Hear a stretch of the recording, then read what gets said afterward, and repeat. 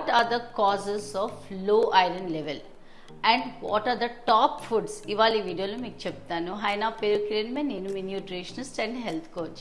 So low iron అని ఎలా తెలుస్తుంది? మనకి వీక్నెస్ అండి, బాగా వీక్గా ఉండడం, స్కిన్ పాలిపోయినట్లుగా అంటే పేల్ స్కిన్ అయిపోవడం, డిజీనెస్, మత్తుగా ఏ పని మీద ఫోకస్ చేయకపోవడం, ఇది ఇంకా సీరియస్ అవుతే haemoglobin and red blood cell count కూడా తగ్గిపోతుంది. సో ఎలాగా ఐరన్ లెవెల్ న్యాచురల్గా ఇంక్రీజ్ చేయాలో ఇవాళ వీడియోలో చెప్తాను.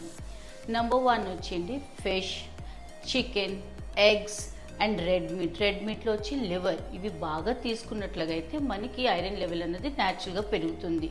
ఎందుకంటే వీటిని హీమ్ ఐరన్ అని అంటాము. అంటే ఇది బాడీలో ఎఫిషియెంట్లీగా అబ్సార్బ్ చేస్తుంది.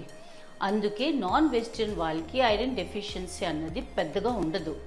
బట్ వెజిటేరియన్లో ఐరన్ డెఫిషియన్సీ చాలా ఉంటుంది. వెజిటేరియన్ ఫుడ్లో కూడా ఐరన్ ఉంటుంది, దానికి నాన్ హైమ్ అంటారు. మీన్స్ అది ఇట్స్ నాట్ ఎఫిషియెంట్లీ అబ్జర్వ్డ్, అంటే ఈజీగా బాడీ అబ్జర్వ్ చేసుకోదు దాన్ని. సో దానికి చిన్న ట్రిక్కీ థింగ్ ఉంది, అది చేస్తే సరిపోతుంది.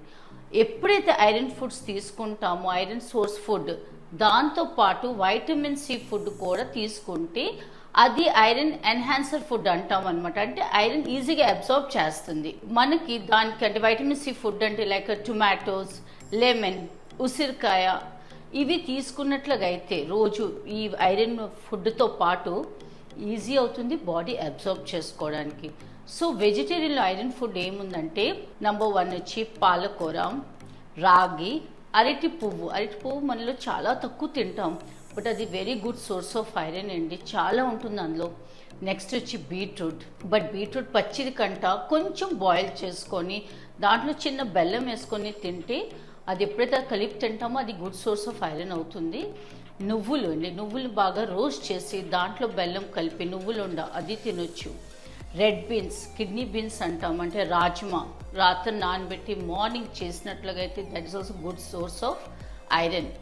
Any kind of beans, dal soak చేయండి, దాన్ని ఒక అరగంట నానబెట్టి, ఒక గంట నానబెట్టి కుక్ చేసినట్లయితే బాడీ ఈజీగా అబ్జర్బ్ చేస్తుంది. గుర్తుపెట్టుకోండి, ఏదో ఐరన్ ఎక్కువ వస్తుంది కదా అని ఎక్కువ తినేస్తే అది మన బాడీకి బ్యాడ్ ఎఫెక్ట్ వస్తుంది.